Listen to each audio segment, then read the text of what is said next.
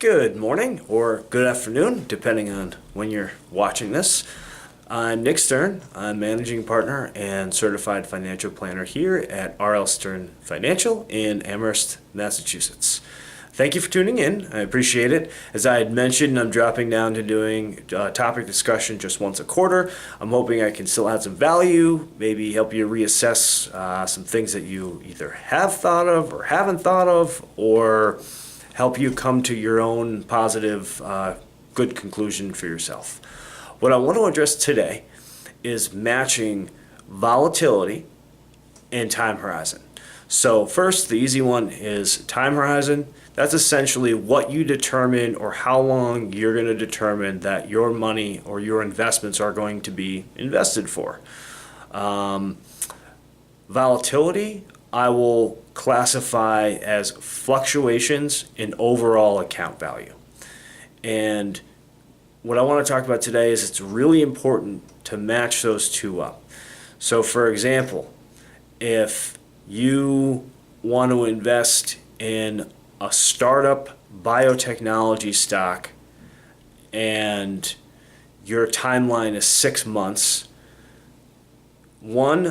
that type of investment is going to be extremely volatile. And volatility can go up and down. It doesn't always necessarily have to go down. But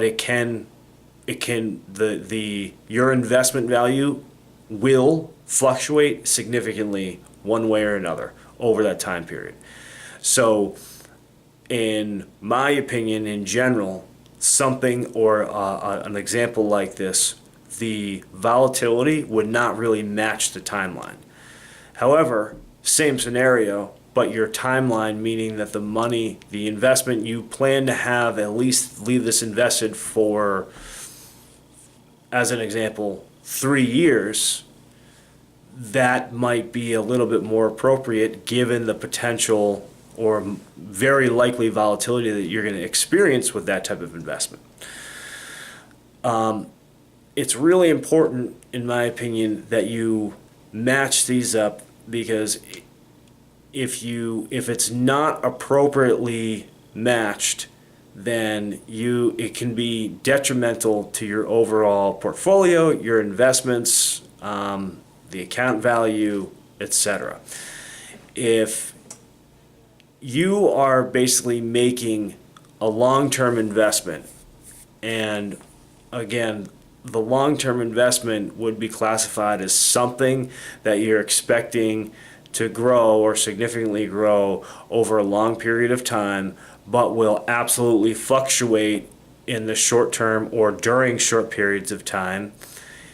If you need to basically exit the investment without giving it the proper amount of time to either do what you think it's supposed to do or recover from a downturn, you're going to have to sell at a loss. And if you sell at a loss, then you're basically, hypothetically, never going to get that money back. Yes, you could reinvest it down the road, but that is not, if you reinvest it down the road, there's, of course, no guarantee that you're going to get the same return. And even if you left it invested, there's no guarantee that you're going to get that either, of course. But if you had deemed some sort of timeline for the investment and you knew that there was going to be volatility, you would at least be giving yourself a chance to recover any type of losses and then some. I have seen absolute real-life examples of investments that have lost significant value, and you hold through that, and over a longer period of time, it can absolutely recover, and then you're actually making money by the end of that timeline. I'll just reference that if you look at price history of some very, very well-known companies, you will see this happen really quite often if you go back far enough or even more recently. Anyway, back to my point is, it's really important that you match that up, and also, as a smaller point, having appropriate expectations to come along with that is really important, because if you are setting parameters for yourself or with your advisor, and you, in between that time period, decide to materially change those parameters, again, you can be making a detrimental decision that would really negatively affect your portfolio, i.e., if you're selling because you get nervous or become less confident in the short term based on volatility, and you decide to change your original plan, and you're only 6 months in on a 3-year plan, so to speak, that can be really, really challenging. That's why if you are investing in something that you see more potential growth in, I would just urge you to really assess what type of timeline you would need to get that potential growth. I feel like we're in an era where long term is quarter to quarter. If you look at one of the most successful investors in history ever, Warren Buffett, a long-term timeline for him is 10 years. That is classified as long-term.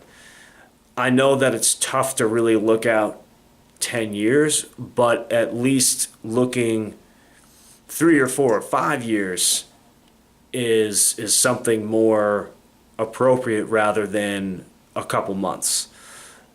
Good things, of course, can happen in a couple months, but more often than not, when you materially change something and it's not based off a rational decision, or you're not in the same state of mind that you were when you came up with this strategic plan, it can oftentimes result in being more negative than positive for you and your portfolio and your overall finances. So the key takeaway here is understand the investment, understand the timeline that you are comfortable with to have your investments basically work, hopefully, for you or not. And then if you're going to make a material change to that, understand why you're doing it and do your best to assess it and make that change based on something sound and fundamental, or the overall story that you originally thought was present in that investment has changed. So you're now making it based on something fundamental rather than pure emotional. Hope that helps. If you have any questions, of course, feel free to reach out. Contact information is available. Again, thanks for tuning in. I hope you had a wonderful summer, and I will see you next quarter.